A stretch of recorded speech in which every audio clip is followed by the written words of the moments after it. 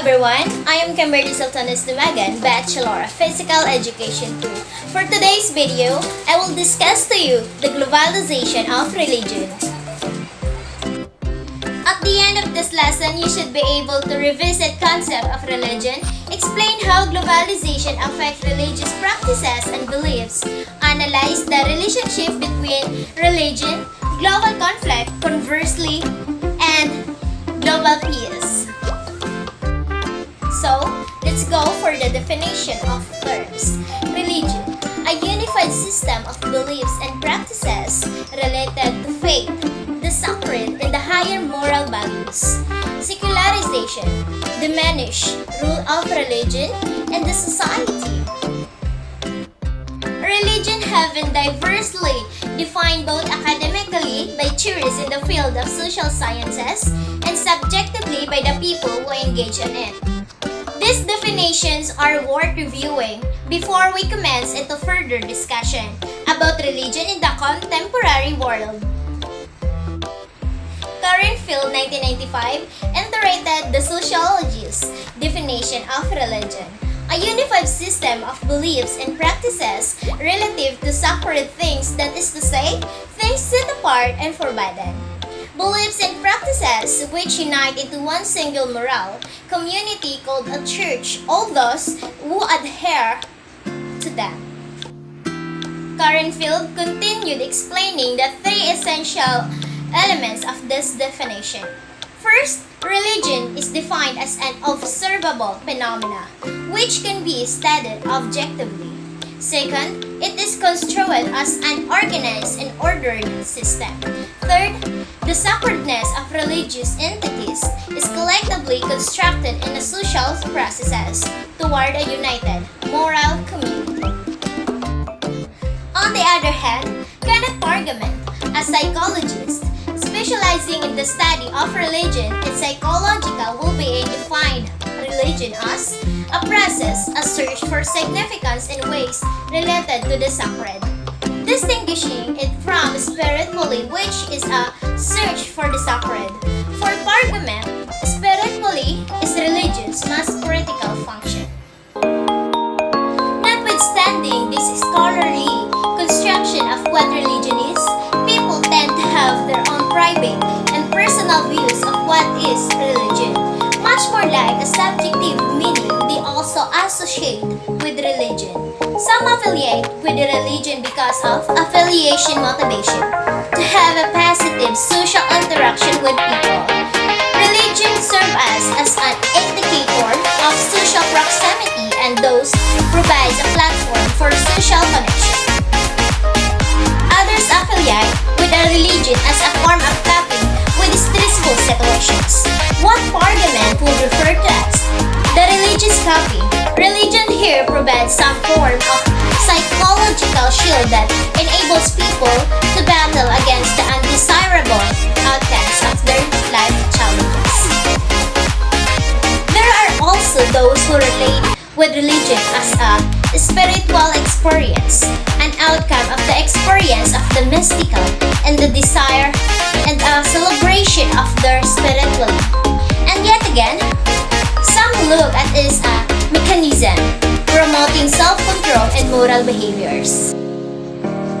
Having articulated the meanings that people attach to religion and religious experience, the question we ask now is this: in the time when rapid and widespread of globalization of economy, political, and cultural information and processes, where does religion lie in the greater scheme of things? Better Rudimental addressed this question in his essay, Religion and Globalization. He started by pointing out the rift between the study of religion and social science.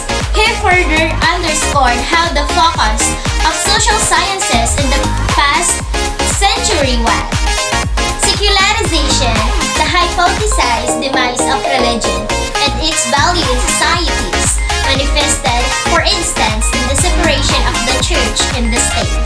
It can be said that secularization is the enforcement of secularism, a philosophical view of oriented toward the need of a secular life beyond one religious life.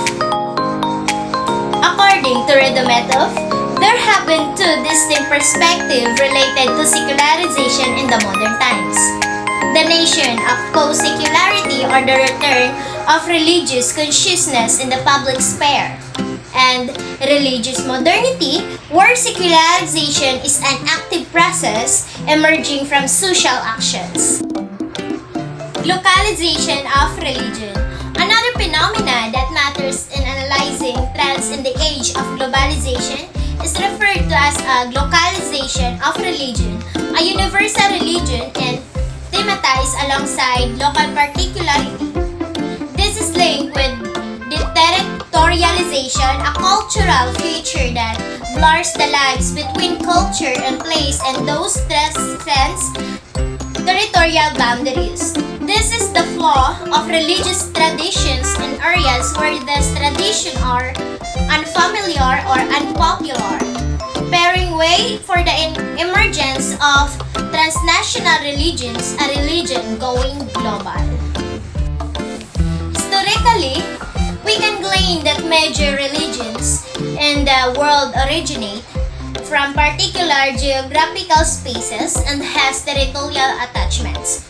For instance, Christianity, Islam, Hinduism, and Judaism can be traced back to the Middle East, while Buddhism and Taoism from Oriental Asia.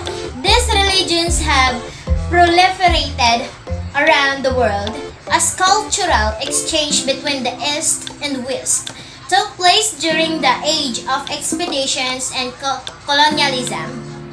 Nowadays, arguably nearly the same trends can be observed, only foster territorial attachments of religions become less and less profound as they found place in the multiple space around the globe. In the age of globalization, Victor Dometov suggested 4 forms of localization. So, let's go through them one by one. Vernacularization refers to the blending of universal religions with local languages. A linking religious universalism with vernacular language, sacred practices remain to be tied to particular sacred language. Example of this is the Arabic to Islam. Arabic used as Islam's sacred language even outside the Arab world. The second is the indigenization. Transforms a universal religion to suit the specifics of a particular ethnic group. A linking religious universalism with local particularism, a religious practice are blended with indigenous practices. Example of this, the African traditional forms of religiosity and Christianity in Brazil and the Caribbean. The third is the nationalization. Construct a link between the nation and church, a linking universal religion and local, national particularism, emergence of local religious side with universal religions. Being part of the nations means belonging to its national church. The Philippine Independent Church, an independent Christian denomination, is an example of a national church in the Philippines. And the last is transnationalization. Transnationalization has complemented religious nationalization by focusing groups on identifying specific religions, traditions of real or imagined national homelands. Absorption of a universal religion into one's own culture, naturalization of religion or allegiance to global religious community. Iglesia ni Cristo is one good example of this. This Christian organization is national in its scope, but it has an international reach that is easily identified as Filipino in its roots and central authority. Despite the events, it is unjust to point at religion as the sole cause of global conflicts. Religions were primarily established to put God's will in fruition. However, persons responsible for the conflicts use the religious doctrines, dogmas, even sacred verses, to morally justify their evil actions. A Osama bin Laden's attack on the World Trade Center was triggered by the American exploitation of the oil reserves for the Middle East.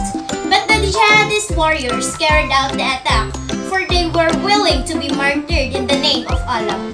The ISIS Marty Group Alliance was the small group for Bangsamoro, identity and power over its exclusive jurisdiction. The global issue, the Islamic State of Iraq and Syria or ISIS, in recent years have filled the debate on religions.